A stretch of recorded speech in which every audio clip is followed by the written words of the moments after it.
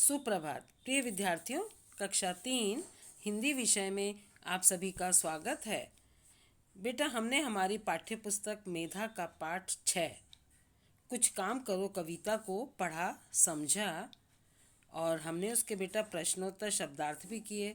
उसके जो रचनाकार हैं मैथिली शरण जी गुप्त, उनके बारे में भी पढ़ा है ना।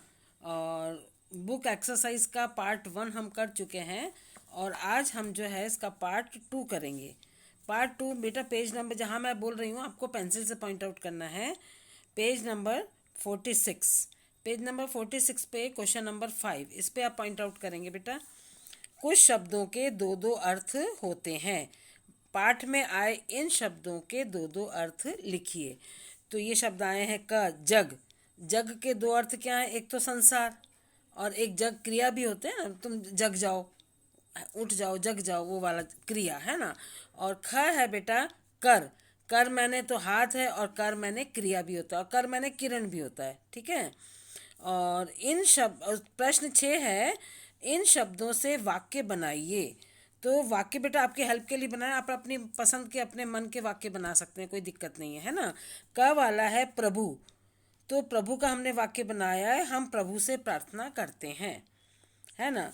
ख है निराश, जीवन में कभी निराश मत होना, ये हमने इसका वाक्य बनाया है। ग है दोष, दूसरों के नहीं अपने दोष देखने चाहिए। उसके बाद है बेटा मन, तुम अपने मन को निराश मत करो, ये हमने वाक्य बनाया। अंग है धन, धन का हमने वाक्य बनाया, विद्या हमारे लिए सबसे बड़ा धन है। और आप जो भी चाहें, मैंने अपने जीवन में धन एकत्र किया, जीवन में धन का बहुत महत्व, जो आपको लगता है आप बना सकते हैं, कोई दिक्कत नहीं। अब है बेटा पेज नंबर 47 पर आ जाइए।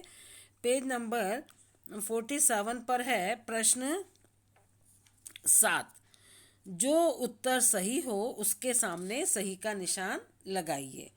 तो क वाला है, जन्म का विलोम शब्द होता है मौत, मृत्यु और मरना।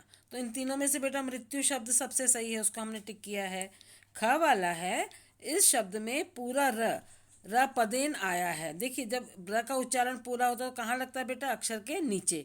और जब र का उच्चारण आधा होता है तो कहाँ लगता है? अक्षर के ऊपर, ठीक है। तो ये पदेन माने पैर में नीचे लगने वाला। तो किस में आया? अर्थ। अर्थ में तो आधा र ऊपर लगा है, व्यर्थ में भी आधा र है ऊपर लगा है, और प्रभु में प में नीचे वाला पूरा र लगा है, पदेन र, है ना बेटा। तो इसको हमने टिक कर दिया नंबर 3 को। अब है ग वाला, इनमें से संज्ञा शब्द है, 1 है नर, नंबर 2 निराश और नंबर 3 समझो। तो नर जो है संज्ञा शब्द है ना। और उसके बाद बेटा है रचना का संसार, ये हमने आपको पहले भी बताया।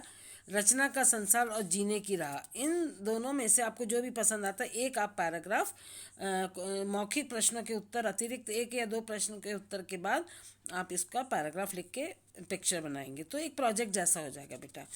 नंबर 1, बड़ा होकर आप किसकी तरह बनना चाहते हैं और क्यों, कक्षा में बताइए। तो आप इसका एक पैराग्राफ लिख सकते हैं, आप बड़े होकर क्या बनना चाहते हैं और क्यों बनना चाहते हैं। ये थॉट प्रोसेस है, अपने मन से सोच के आपको बताना है, लिखना है। नंबर 2, मान लीजिए कि आप आलसी हैं, आपके कारण आपके मम्मी पापा को क्या क्या परेशानियां होती होंगी, सोचकर लिखिए। ये भी आपको सोचना है और लिखना है। कुछ चीज़ें ईश्वर ने बनाई हैं जबकि कुछ चीज़ें हम मनुष्यों ने बनाई हैं। चीज़ों की दी गई सूची में से दोनों प्रकार की चीज़ों को सही खाने में लिखिए। तो देखिए, कुछ तो चीज़ें भगवान ने हमको दी है, कुछ हमने बनाई हैं। तो बाद ये यहाँ एक खांचे में है ईश्वर की बनाई हुई चीज़ें और दूसरे वाले ब्लॉक में है मनुष्य की बनाई चीज़ें। तो बादल कौन सा? भगवान ने बनाया ना बेटा, तो हमने ईश्वर वाले खांचे में लिख दिया। और उसके बाद है पहाड़, पहाड़ भी ईश्वर ने बनाया, तो हमने यहाँ लिख दिया इस ब्लॉक में। घर, घर इंसान बनाता है, तो वो हमने मनुष्य के द्वारा बनाई हुई जगह में लिख दिया है। सूरज भगवान ने बनाया है, हमने इधर इस वाले ब्लॉक में लिख दिया। सूरज के बाद है कार, कार इंसान ने बनाई है, हमने मनुष्य की बनाई हुई चीज़ों में लिख दिया।